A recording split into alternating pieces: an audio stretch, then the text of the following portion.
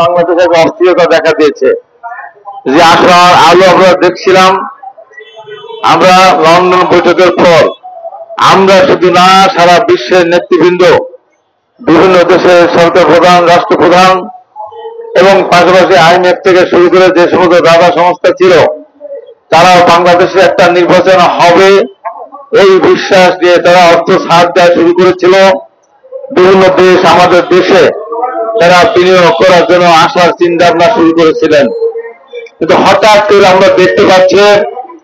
পুরোনো ঢাকায় একটা ভাঙড়ি ব্যবসায়ী, তাদের ব্যবসায়িক দ্বন্দ্বের কারণে একে নির্মম ভাবে তাকে হত্যা করা হয়েছিল। সেই নির্মম ঘটনাকে কেন্দ্র করে বিএনপির বিরুদ্ধে হঠাৎ করে স্লোগান দেওয়া শুরু করলো। সেই ঘটনার সাথে বিএনপির কোন রকম সম্পৃক্ততা নেই। ওই ব্যবসায়ী যে মারা গেছে, তাকে নিষ্ঠুর হত্যা করা হয়েছে এবং সেই সাথে আমাদের যুবদলের দু একজন একসাথে তারা ব্যবসা বাণিজ্য করতে গিয়ে তাদের মধ্যে বিরোধের জের হিসাবে এখানে আরো কোনো ঘটনা থাকতে পারে, পয়সা দিতে হত্যা করেছিল, যেখানে আমাদের দল থেকে তাদেরকে বহিষ্কার শুধু করা হয়নি, আমরা সরকারের কাছে তাদের গ্রেপ্তার করার জন্য আইনি পদক্ষেপ নেওয়ার জন্য বলেছিলাম এবং আমাদের নেতা জনাব তারেক রহমান সরাসরি আইনজীবীদের নির্দেশ দিয়েছেন তাদের পক্ষে কোর্টে যেন দাঁড়িয়ে তাদের জামিন না চান। এরকম একটা ঘটনা ঘটার পরও আমাদের পক্ষ থেকে বলার পরও হঠাৎ রাতারাতি স্লোগান শুরু হয়ে গেল,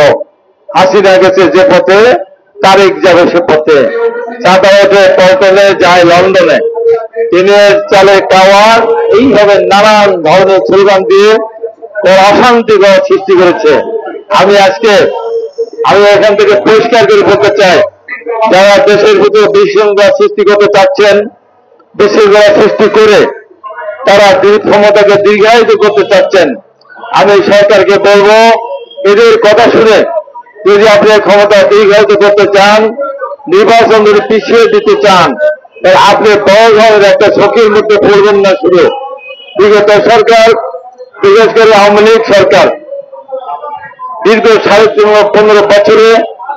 সমাজের প্রতিটা জায়গায় তাদের লোক তারা সেখানে বসিয়েছিল, তাদের আর্মি ছিল, র্যাব ছিল, প্রশাসন ছিল, ছাত্রলীগ যুবলীগ সব ছিল,